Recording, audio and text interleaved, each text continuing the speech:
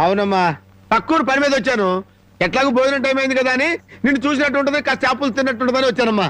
చేపల పులుసా? చేప పులుసు కాకపోతే చింతకాయ పచ్చనమ్మా.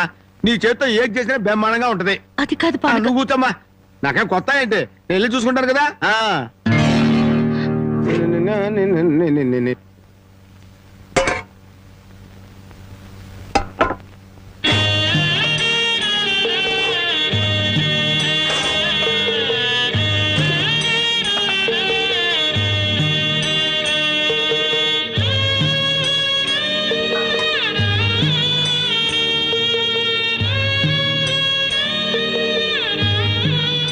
ఏమ్మా, అన్నం వండలేదా?